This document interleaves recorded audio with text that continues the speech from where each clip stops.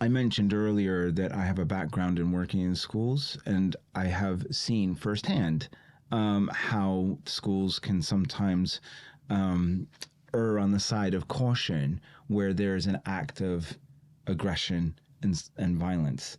I've also seen how schools can respond to acts of aggression and violence by girls, but it's not physical.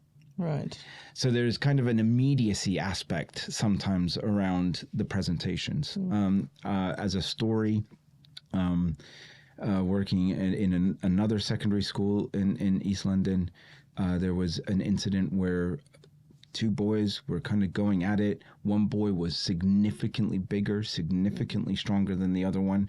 In the aftermath of everything, it might even be that the victim ultimately was the first perpetrator, Right. and the person who, beat the living hell out of the other person.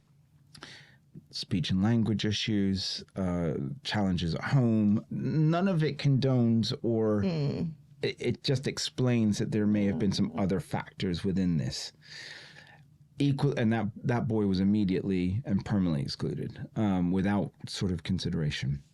I also was witness to a long-term, a sustained psychological attack on one girl by a group of girls. Yeah. It just kept going.